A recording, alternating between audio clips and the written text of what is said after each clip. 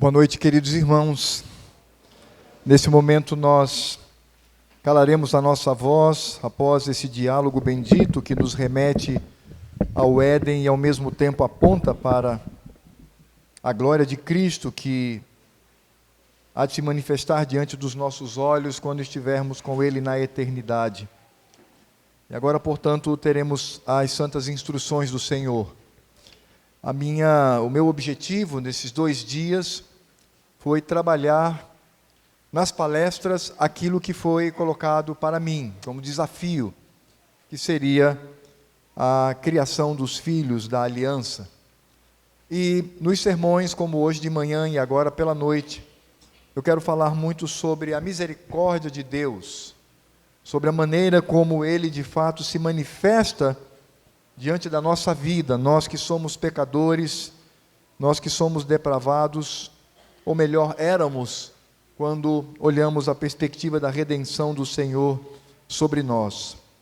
Eu gostaria de convidá-lo no mesmo caminho que vimos hoje no Salmo número 90, onde nós lembramos que devemos sempre colocar no nosso coração e na nossa mente quem é o Senhor Deus, quem é o homem na sua fragilidade e pecado, e a necessidade da sua misericórdia e graça sobre nós, tudo isto providenciado por Cristo Jesus.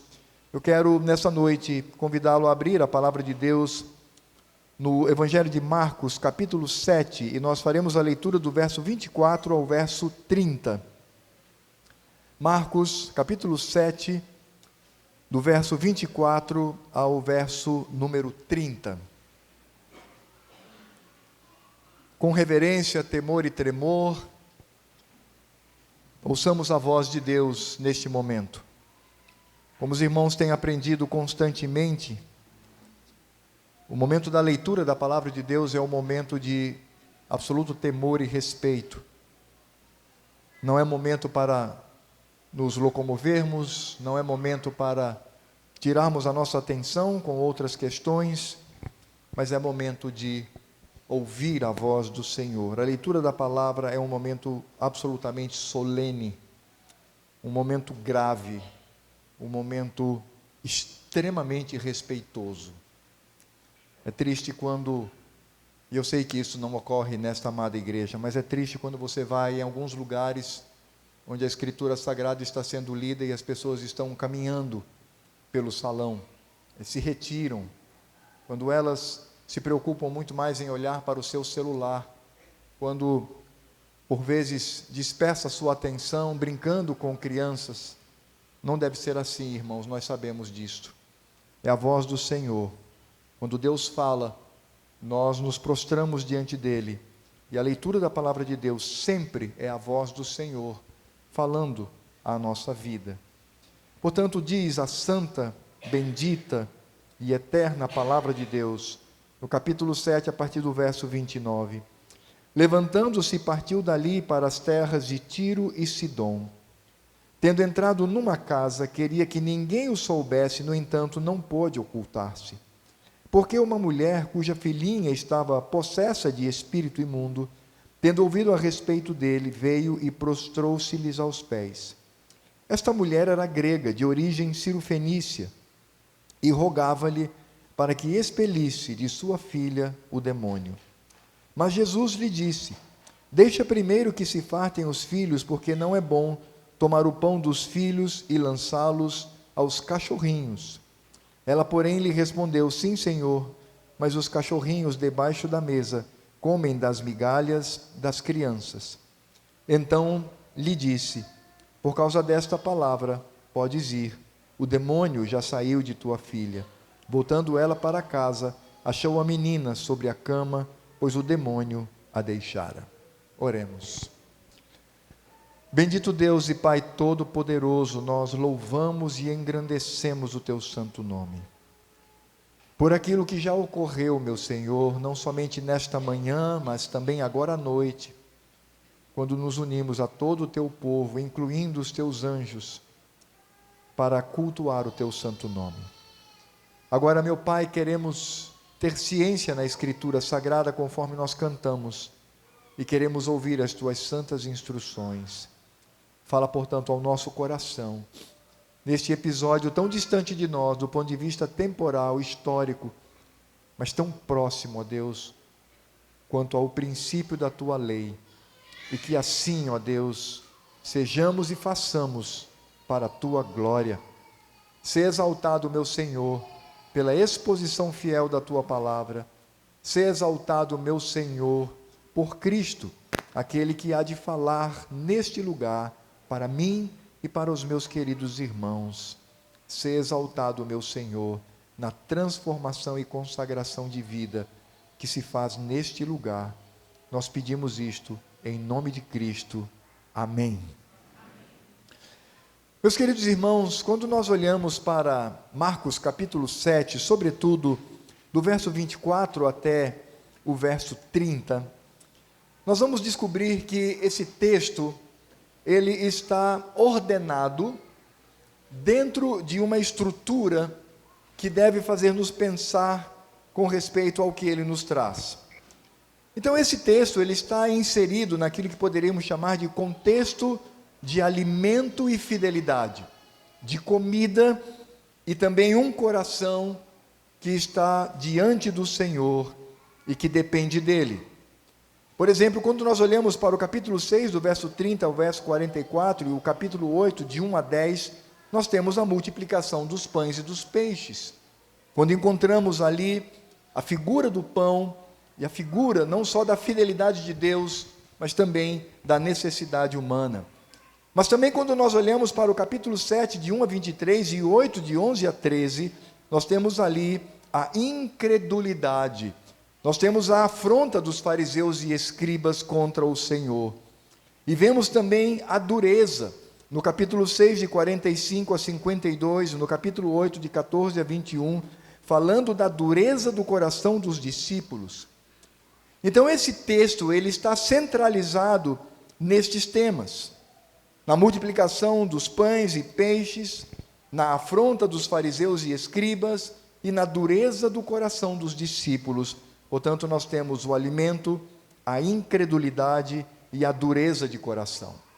E esse texto, então, ele surge como uma joia preciosa, a partir de uma mulher que sequer era judia, mas aqui vemos, de fato, a manifestação da glória de Deus e vemos, portanto, a atuação misericordiosa do Senhor Jesus.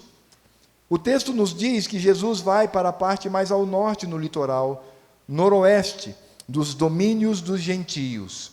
Cristo está, portanto, retornando para Jerusalém, onde ele enfrentaria a cruz. Por isso, esse texto fala que o Senhor, após uma caminhada, cansado, ele procura uma casa, uma residência, onde ele pode, ali onde ele tem a oportunidade de descansar naquele lugar e poder saciar um pouco a necessidade física. Por isso ele vai para uma casa, para momentos de tranquilidade, antes de enfrentar a reta final, que seria, obviamente, a cruz, como nos diz o verso 24. E Tiro e Sidom eram regiões que hostilizavam com profundo ódio os judeus. E os judeus tinham um grande ressentimento por essa região, porque essa região não havia sido conquistada na partilha das tribos, como nós sabemos na história de Israel. Portanto, esse é o contexto. Cristo está ali e ele, portanto, vai para uma casa e se dirige. E aí nós encontramos uma mulher, uma cirofenícia, uma mulher que vai atrás do Senhor pedindo-lhe por misericórdia. Marcos, ele traz esse texto de maneira muito lacônica, muito reduzida. Ele já lança o seu olhar para Cristo dentro da casa e aquela mulher, naquele recinto, ajoelhada diante dele. Mas se nós olharmos para Mateus, capítulo 15, nós vamos perceber que há uma manifestação e há ali um enredo que antecede a entrada de Cristo naquela casa. Se nós olharmos o capítulo 15, a partir do verso 21, diz assim o evangelista: partindo Jesus dali, retirou-se para os lados de Tiro e Sidom, e eis que uma mulher cananeia, que viera daquelas regiões, clamava: Senhor, filho de Davi, tem compaixão de mim, minha filha está horrivelmente endemoniada. Ele, porém, não lhe respondeu palavra. E os seus discípulos, aproximando-se, rogaram-lhe: despede-a, pois vem clamando atrás de nós. Mas Jesus respondeu: não fui enviado senão as ovelhas perdidas da casa de Israel. Ela, porém, veio e o adorou, dizendo: Senhor, socorre-me. Então ele, respondendo, disse: não é bom tomar o pão dos filhos e lançá-los aos cachorrinhos. Ela, contudo, suplicou: sim, Senhor, porém os cachorrinhos comem das migalhas que caem da mesa dos seus donos. Então lhe disse Jesus: ó mulher, grande é a tua fé, faça-se contigo como queres. E desde aquele momento, sua filha ficou sã. Então percebemos que o evento, conforme registrado em Mateus, ele não acontece dentro da casa. A casa é o final de uma sequência.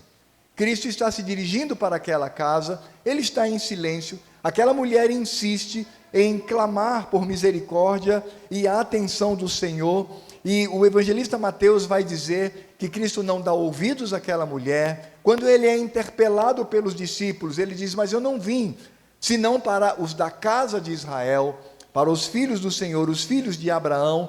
E ao final, quando aquela mulher então aí agora dentro de casa, se ajoelha diante dele e clama por misericórdia, o Senhor Jesus a compara a um cão, a um cachorro, a um cachorrinho.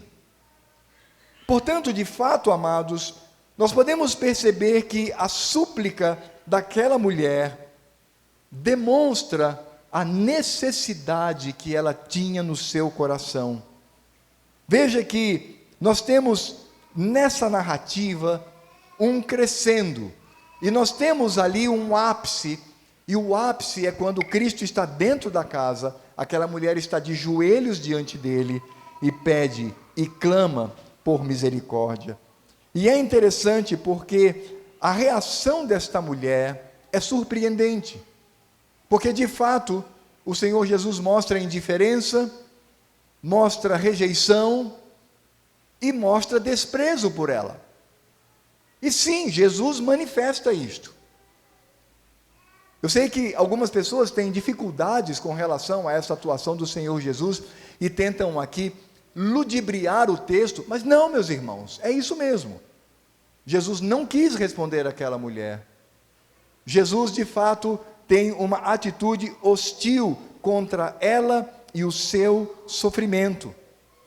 Por isso que a atitude desta mulher mostra a perseverança da fé, primeiro porque ela não pensava em si, em absoluto, mas também na sua filhinha que estava doente, sendo escrava por um demônio. Ela persistiu com confiança no Cristo da glória, e quanto mais ela era desprezada, muito mais ela intensificava o senhorio de Cristo. Porque aquela mulher poderia desistir no primeiro momento. Estou clamando e ele não me ouve, então eu vou para casa. Ela poderia desistir no segundo momento, caso ela tenha ouvido a voz do Senhor Jesus. Ele disse que não veio para mim, veio apenas para os da casa de Israel, aqueles que aquela região odiavam com toda a sua força. Então eu vou embora. Ou mesmo quando ela se prostra diante do Senhor e clama, e ele diz: não, você é cachorro, você é cachorrinho, eu não vou dar as migalhas que pertencem aos filhos da casa. Mas a palavra do Senhor mostra que, de fato, aquela mulher, ela persevera, e ela persevera porque ela tem fé. Veja que a provação trazida por Cristo, que culmina no verso 27, está de acordo com aquilo que Mateus nos ensina. Porque em Mateus 15, 23, o Senhor Jesus diz com toda a clareza, não, aliás, o texto diz com toda a clareza, não lhe respondeu palavra. Não sabemos se ela chegou a tocar em Jesus, não sabemos se ela chegou a ficar à frente do Senhor, mas a verdade é que ele simplesmente agiu de absoluta indiferença. Cristo agiu como se aquela mulher não estivesse ali. No capítulo 15, 24, ainda na sequência, há a rejeição do Senhor, quando Cristo diz com todas as letras: não fui enviado senão as ovelhas perdidas da casa de Israel. Eu não fui enviado para essa mulher. Ela não é judia. Eu não estou aqui para ela. E de fato há uma rejeição uma rejeição que salta do coração e da mente do Senhor da glória. E por fim, aí sim, temos o contexto de Marcos, no capítulo 27, quando a Escritura Sagrada nos diz: mas Jesus lhe disse: deixa primeiro que se fartem os filhos, porque não é bom tomar o pão dos filhos e lançá-los aos cachorrinhos. Cristo diz isso porque essa mulher, que era grega, de origem cirofenícia, rogava-lhe que expelisse de sua filha o demônio. E meus irmãos, veja que o que Cristo de fato está trazendo aqui, primeiro é confirmando o seu alvo de vir em primeiro lugar para a casa de Israel como cumprimento das Escrituras. Em primeiro lugar, precisamos notar que de fato Cristo é aquele que cumpre a profecia. E não é o clamor de uma pecadora que poderia ter força suficiente para, de maneira banal, Cristo mudar este caminho. Portanto, quando Cristo de fato olha para aquela mulher e a chama de cão, de cachorro, eu sei que isso choca o seu coração, mas foi isso que Jesus fez. Foi isto. Uma mulher prostrada diante dele, e Cristo a comparou com os cães. E nós sabemos que os cães eram um símbolo da imundícia. O que Cristo, na verdade, está mostrando o lugar daquela mulher. O que Cristo está ressaltando aqui é a depravação do coração daquela mulher. Conforme Isaías 56:11, Mateus capítulo 7, verso 6, Filipenses capítulo 3, verso 2, Apocalipse 22:15. O que Cristo está dizendo àquela mulher que está prostrada diante dele é que ela deveria reconhecer o íntimo do seu coração, porque a expressão aqui traduzida por cachorrinhos pode trazer dois significados. Pode trazer, em primeiro lugar, os cães domésticos, que eram de menor porte e eram criados dentro da casa, mas também pode se referir aos cães esquálidos, que eram vadios e que rondavam pela cidade, e que eram extremamente violentos e hostilizados. De alguma forma, Cristo chamou aquela mulher de cão, de cachorrinho. E meus amados, veja que a atitude daquela mulher é de perseverança e de humildade, porque ela se prostra, conforme em Mateus 15:25, ela adora ao Senhor, e ela então roga ao Senhor e se humilha, colocando-se em seu lugar. Quando Cristo a chama de cachorrinho, ela diz: sim, Senhor, eu sei que eu sou o cachorrinho, mas eu posso aproveitar as migalhas que caem da mesa dos filhos da casa. Meus amados, quando nós olhamos para esse texto, a gente tem uma sensação pecaminosa de achar ou que Cristo exagerou, ou que ele foi quase injusto, ou que ele não agiu corretamente com aquela mulher, não é isso? Eu já vi muitos pregadores trazendo esse texto e eles fazem um malabarismo para mostrar que não, no final das contas, não foi exatamente isso, conforme o texto está nos mostrando. Mas, meus irmãos, quando nós pensamos dessa maneira, nós estamos pensando de maneira pecaminosa, porque nós estamos valorizando uma mulher depravada em detrimento de Deus e a sua santidade e pureza. Parou para pensar nisso? Aquela mulher merecia muito mais do que indiferença, rejeição e desprezo, por causa do seu pecado. Ela era uma mulher pecadora. Por isso, Cristo não foi injusto. Cristo apenas demonstrou o merecimento àquela mulher por causa do seu pecado.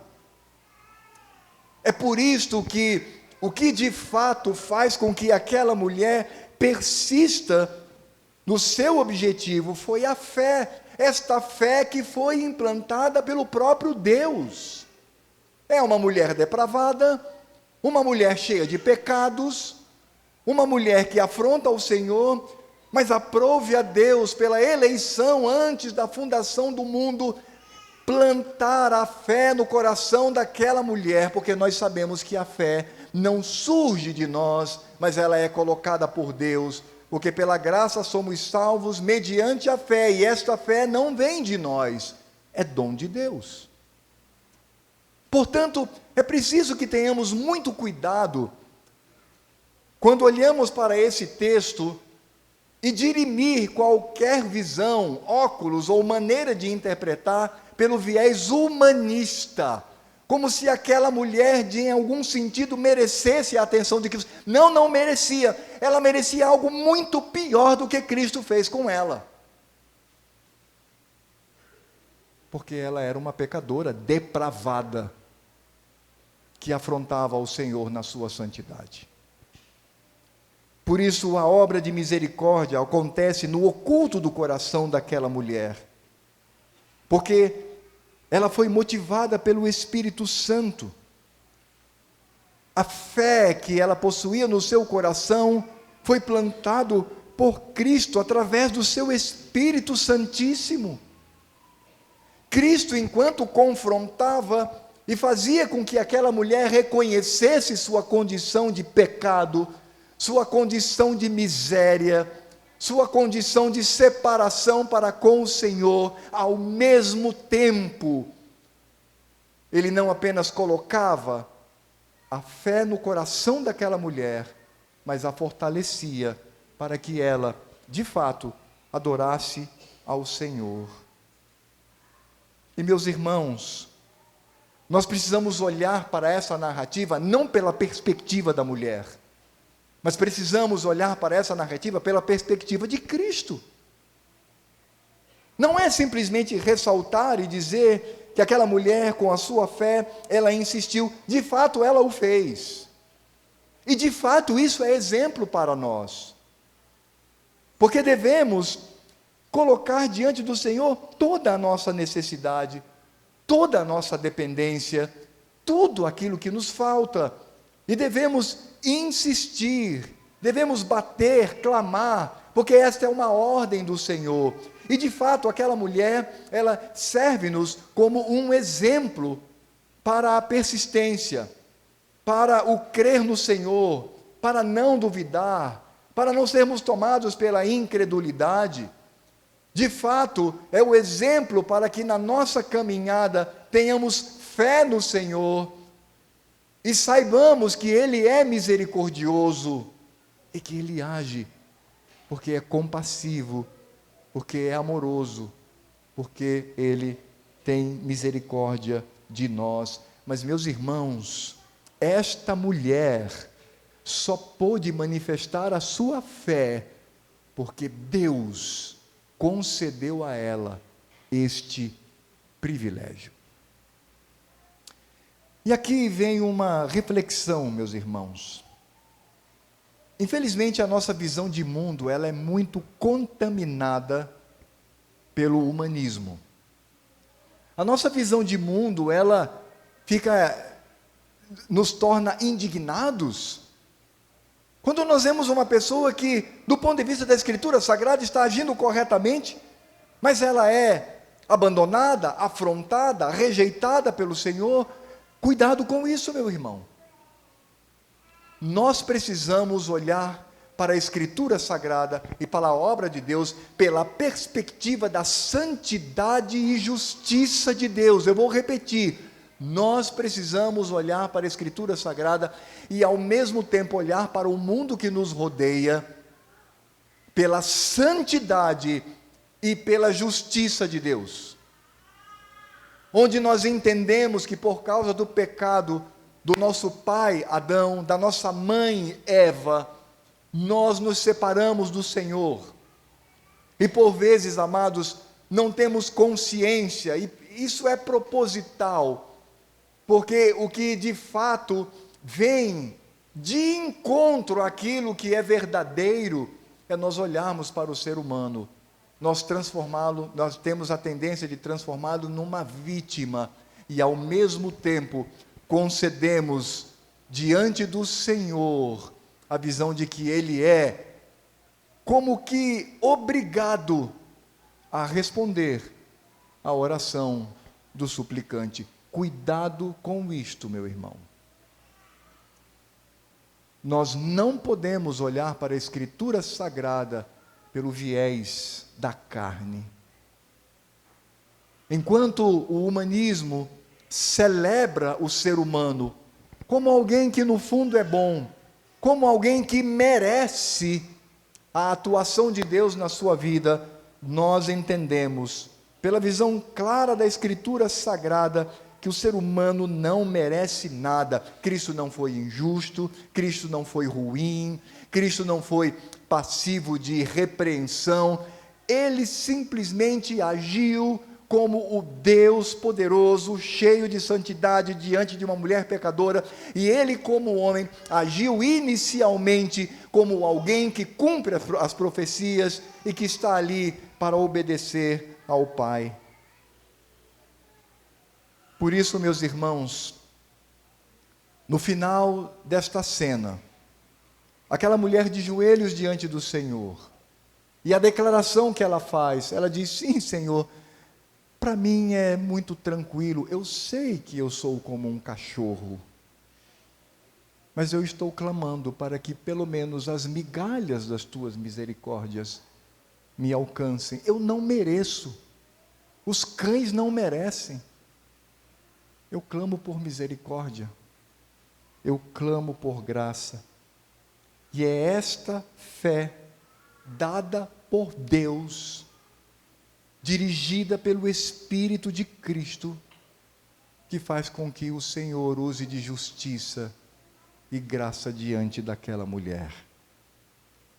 De fato, aquela mulher foi provada pela indiferença, pela rejeição e o desprezo de Cristo.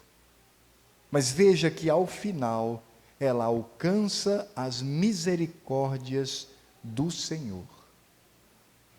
A trajetória de fé daquela mulher faz com que ela alcance, e ela poderia não ter alcançado e não haveria injustiça alguma.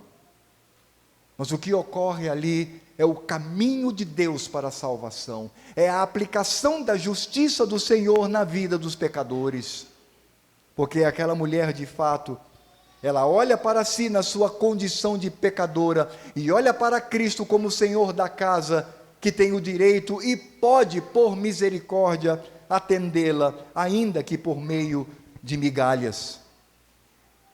Por isso, meus irmãos, aquela mulher alcança de fato a graça do Senhor, porque tanto ela quanto sua filha foram libertas do maligno pela obra de Cristo.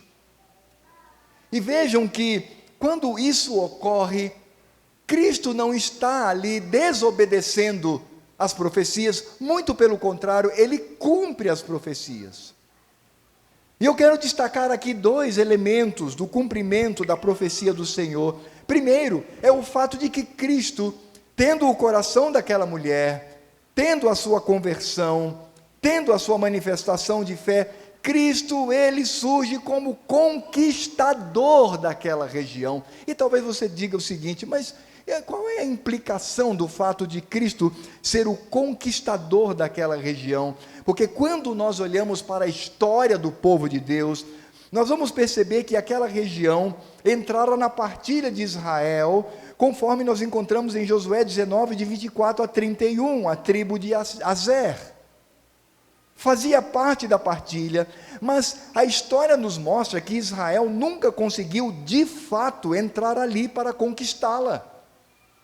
Era, portanto, uma terra hostil ao povo de Deus, prometida pelo Senhor, pela conquista dos filhos de Deus, mas a história, ao longo da sua trajetória, mostra que isso não ocorre, a não ser no momento em que Cristo entra naquela região, e o coração daquela mulher é conquistado. O Cristo glorioso, ele está ali naquele lugar, demonstrando o poder do Evangelho, o poder do seu Espírito Santíssimo e da sua obra. Irmãos, isso pode passar despercebido, mas isso é extremamente profundo e importante, Porque esse evento ele não é furtivo, ele não acontece aleatoriamente. Ali, de fato, Cristo, ele não rompe com as profecias, mas ele cumpre e finalmente aquela região é conquistada pelo Senhor através do Evangelho. Cristo, portanto, está ali como Rei vitorioso, conquistando o coração penitente diante dele. Finalmente, aquela região é conquistada. Mas ao mesmo tempo, meus irmãos, este diálogo do Senhor com aquela mulher mostra que sim, ela alcança misericórdia. Ela alcança misericórdia não porque Cristo olhou para ela e viu nela, em si mesma, algo merecedor da sua atuação, não. Aquela mulher alcançou misericórdia porque Cristo era o seu Redentor. Porque Cristo morreu na cruz por ela. Porque Cristo morreu na cruz pelos cães, pelos cachorros, cheios de pecados e que são hostis ao Senhor. A obra redentiva de Cristo foi a aplicação da justiça de Deus, e todo o ódio que Deus, toda a ira de Deus contra os cães cheios de pecado foram lançados sobre o seu Filho na cruz. Por isso, aquela mulher só alcança misericórdia, não porque Cristo tenha se impressionado com ela, como se ela em si mesma tivesse algo, não, aquilo foi possível porque Cristo foi até o fim, na sua grande prova, na sua obra de redenção e no cumprimento cabal da lei de Deus. Veja que aquela mulher diante de Cristo sofreu inicialmente indiferença, rejeição e desprezo, mas ela alcança misericórdia. Ela volta para casa e vê sua filha curada. Ela mesma é inundada com a salvação do Senhor. E sabe por que isso aconteceu? Porque Cristo, Ele sofreu indiferença, Ele sofreu rejeição, Ele sofreu desprezo, Ele foi tratado como um cão, ainda que fosse e ainda é o Deus Todo-Poderoso, e um homem sem pecado. Nós sabemos que o Senhor, diante de muitos, experimentou a indiferença, e talvez o símbolo maior seja o profano Pilatos lavando suas mãos diante de Deus. Quando nós olhamos a rejeição, percebemos seus discípulos que fogem e o abandonam. Quando olhamos para o desprezo, é quando lhe é enterrado na cabeça uma coroa de espinhos, quando ele é desnudado e totalmente nu.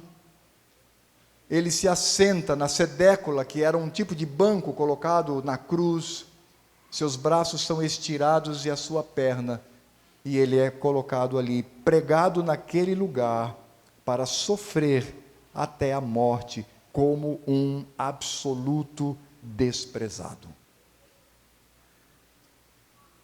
Tudo aquilo que Cristo manifestou na vida daquela mulher, culmina com a manifestação da fé que ela possuía e da graça e da misericórdia do Senhor, porque Cristo, ao fazê-lo, Ele simplesmente estava nos mostrando que Ele iria passar por tudo isso, tudo o que aquela mulher merecia, Cristo toma para si.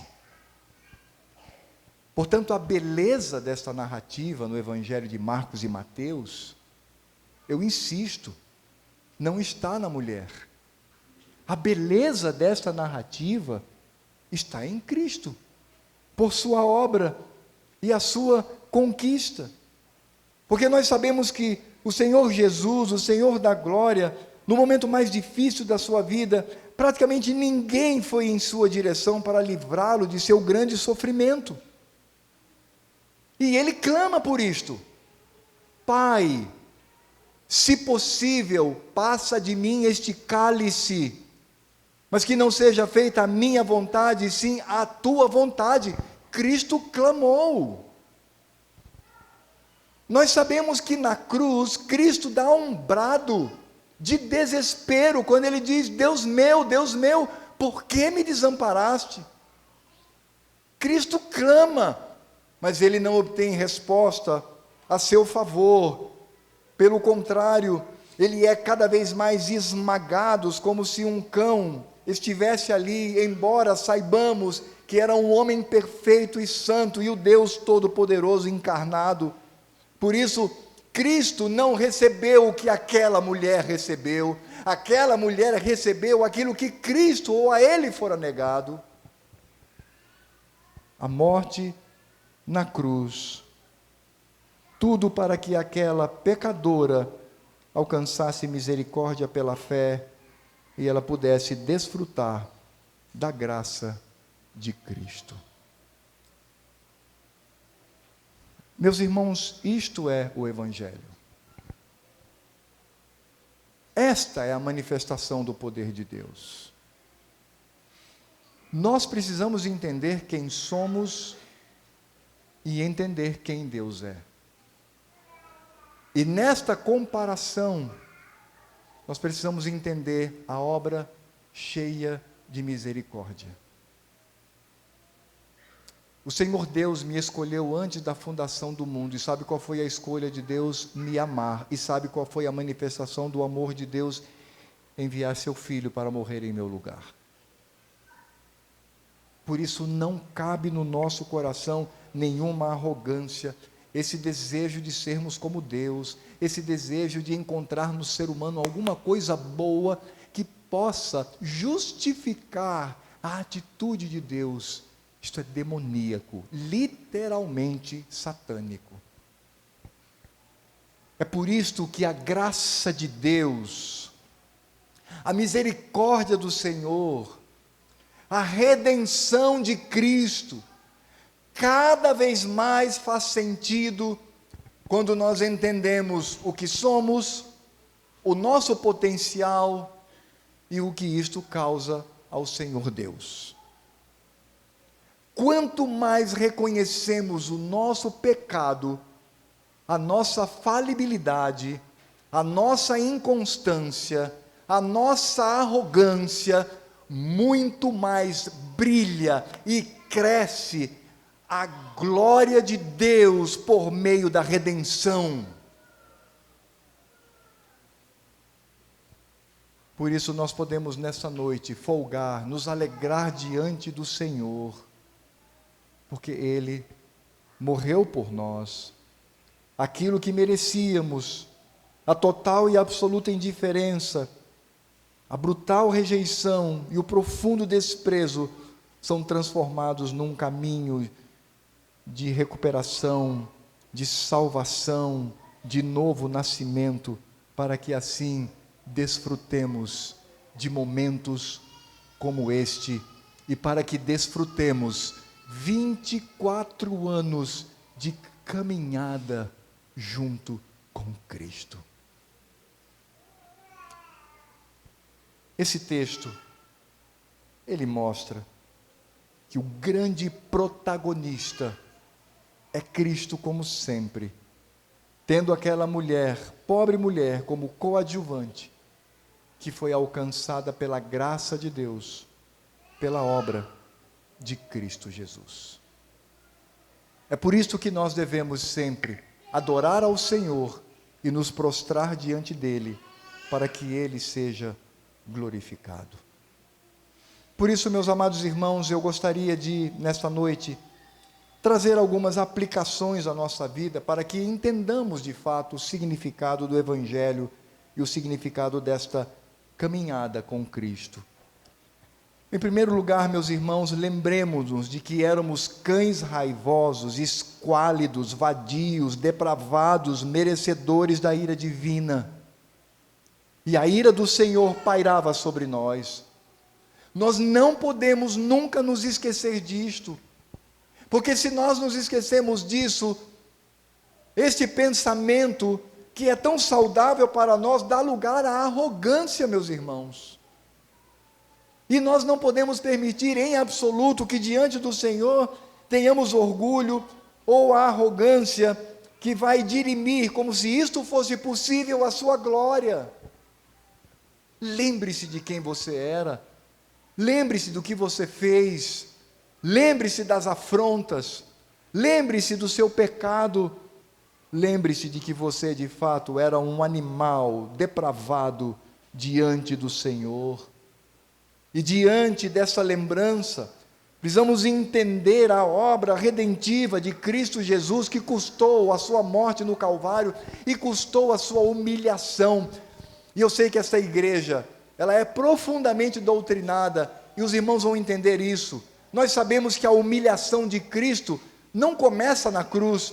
A humilhação de Cristo se inicia quando Ele se esvazia da sua glória, se torna uma célula viva e vai habitar o ventre de uma mulher pecadora. O Deus Todo-Poderoso, por meio de quem e para quem todas as coisas foram criadas, agora está no ventre de Maria. Por isso nós entendemos que Maria naquele momento foi portadora de Deus, pela natureza divina daquele que estava sendo gerado no seu ventre. Esse foi o preço, esse foi o custo do grande Criador, do Senhor sobre todas as coisas, do Eterno, se tornar um ser humano, com toda a sua fraqueza, com todas as suas debilidades, com todas as suas necessidades. O Deus Todo-Poderoso agora experimenta cansaço, fome, medo, desesperança, experimenta tudo aquilo que assola o coração das criaturas de Deus, excetuando apenas o glorioso fato de que ele não pecou diante do Senhor. Meus irmãos, este foi o preço da salvação. E veja, não devemos apenas olhar para Cristo, mas também devemos olhar para Deus, porque Deus, como Pai, envia o seu Filho, e Ele resolve soberanamente lançar sobre Ele todos os pecados, consequentemente toda a sua ira. Ele fez com que Cristo morresse pelos seus inimigos. Ah, meus irmãos, esta é a redenção. Por isso agora, nós somos o Israel de Deus. Por isso você pode bater no seu peito e dizer assim: eu sou o povo escolhido. Nós somos a igreja gloriosa. Nós somos a noiva bendita de Cristo. Nós somos os legítimos filhos de Abraão. Nós somos aquele que representam a Cristo, sendo Ele a cabeça e nós o corpo. Meus irmãos, nós só podemos entender a grandiosidade disto quando nós entendemos o preço pelo nosso pecado, pago por aquele que morreu na cruz. Porque de fato, meus irmãos, precisamos entender que até mesmo a fé que possuímos no passado fora dada por Deus, e é esta fé que fortalece a nossa jornada. Mesmo diante de momentos de profunda insegurança, mesmo em momentos quando nós percebemos que o Senhor Deus nos resiste para nos amadurecer, quando nós temos fé e nós cremos no Senhor, isto é obra de Deus na nossa vida, porque nós não temos nada a oferecer ao Senhor, senão mãos que se abrem para receber sua misericórdia, graça e condução segura neste mundo. Tudo que você faz só é aceito por Deus quando realizado em Cristo Jesus.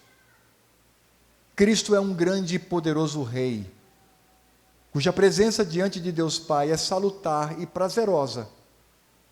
E nós vamos à presença do Pai, mas escondidos, debaixo da capa protetora de Cristo. Porque se o Senhor Deus, na sua santidade, olhar para nós diretamente, certamente ele não suportaria o pecado que ainda reside no nosso coração. Mas quando Deus olha para nós, ele vê a seu filho. Por isso, em vez da ira, o Senhor Deus abre um largo sorriso na nossa direção e somos recebidos por ele, escondidos em Cristo Jesus. Por isto, já convertidos, esta fé e esta proteção faz com que caminhemos. Se nós olharmos para 24 anos de jornada desta amada igreja, não há outra conclusão senão aquela que diz: o Senhor foi gracioso conosco. De uma choupana de madeira que eu me lembro muito bem que estava neste terreno, abandonada, sem ninguém, apenas o desejo de abrir aqui um ponto de pregação. Hoje encontramos este povo reunido, adorando ao Senhor. Isto é graça do Senhor, isto é manifestação do Senhor, não por nós. Somos impelidos por Ele para manter a nossa fidelidade, para fortalecer a nossa fé, e quando provados, somos fortalecidos por Ele unicamente pela obra de Cristo, como aquela mulher que alcançou graça diante de Deus pela obra de Cristo.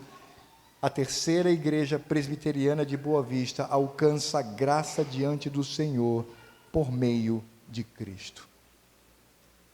Por isso, meus irmãos, quando olhamos para a nossa trajetória e percebemos o que merecíamos, mas que este merecimento foi totalmente depositado sobre Cristo Jesus, não há outro caminho senão glorificar o nome do Cordeiro e clamar para que Ele continue usando de misericórdia neste lugar, porque tudo é possível diante do Senhor, porque Cristo nos amou e morreu em nosso lugar. Por isso eu quero deixar muito claro que estes 24 anos sejam vistos também pela perspectiva desta mulher cirofenícia, e entender o que merecemos, mas entender o que Deus põe sobre nós, e entender o porquê da aplicação da sua justiça. Que sejamos crentes prostrados diante do Senhor, desfrutando da sua graça, desfrutando da sua comunhão, desfrutando da sua obra, e ao mesmo tempo nos alegrando na sua presença. E que neste sentido Cristo seja glorificado. Você, meu irmão, você, minha irmã, e eu, de cães raivosos, fomos transformados em filhos da casa, unicamente por causa do nosso Redentor. Curvemos a nossa cabeça. Eu convido o presbítero Davi a vir aqui e orar ao Senhor.